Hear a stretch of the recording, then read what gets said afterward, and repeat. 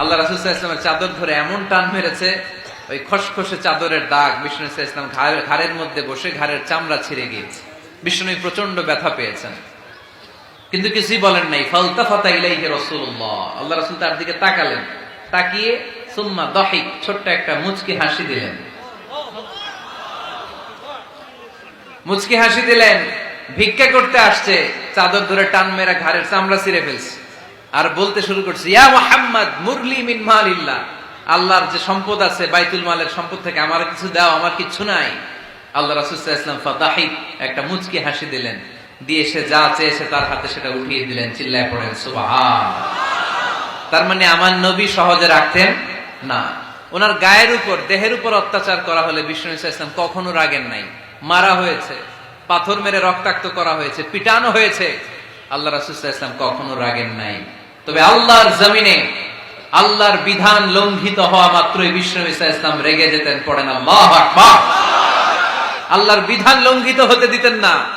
যেই লোকটা নামাজ পড়া অবস্থায় উটের পচা নারী বুড়ি চাপিয়ে দিলে রাগেন না, যাকে পাথর মারা হলে রাগেন না, চাদর ধরে টেনে গায়ের চামড়া ছিঁড়ে ফেললে রাগেন না, ওই ব্যক্তিটা আল্লাহর জমিনে আল্লাহর আইনের বিরুদ্ধে কথা বললে রেগে যেতেন।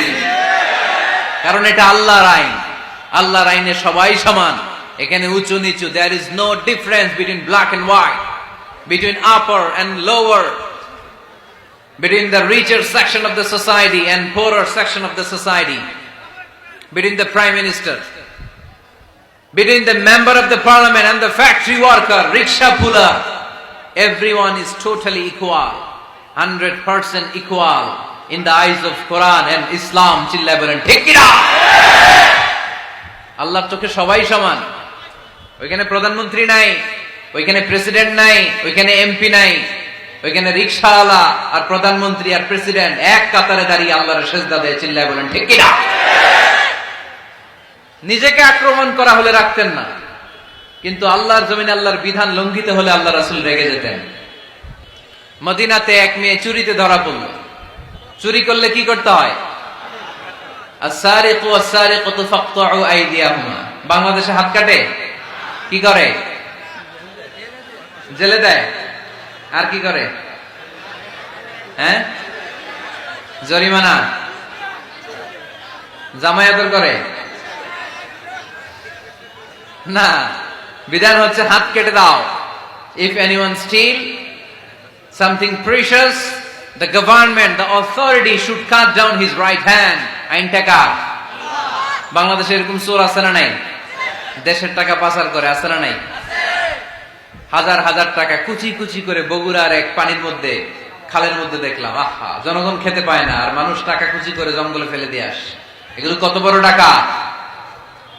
একটা চোর, ওকে ধরে যদি হাত কেটে টেলিভিশনে প্রচার করে দেয়া হতো, 17 কোটি মানুষ যদি দেখতো, এদেশে আর চোর খুঁজে পাওয়া যেত না। বনু মখজুমিয়া গোত্রের এক নারী চুরিতে ধরা পড়ল।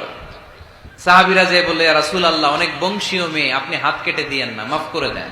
কি করেন? আল্লাহ রাসূল সাল্লাল্লাহু আলাইহি ওয়াসাল্লামের চেহারাটা আগুনের গোলার মতো লাল হয়ে গেল, রেগে গেলেন। আল্লাহ রাসূল বললেন, এত বড় সাহস পেলে কোত্থেকে? এটা আল্লাহর আইন। চিল্লায় বলো, কার আইন? লাউ কানাত ফাতিমাতু বিনতি মুহাম্মদ সারাকাত লাকাতা মুহাম্মাদুন ইয়াদাহা। আরে বনু মখজুমিয়া গোত্রের মেয়ে তো দূরের কথা, আমার কলিজার টুকরা ফাতেমাও যদি চুরিতে ধরা পড়তো, আমি ফাতেমার ডান হাত কেটে দিতে 1 সেকেন্ডও দেরি করতাম না। কারণ বিধানটা কার?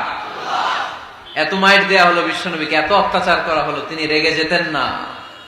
কিন্তু আল্লাহর জমিনে আল্লাহর বিধান লঙ্ঘিত হলে তিনি রেগে যেতেন, ঠিক কিনা?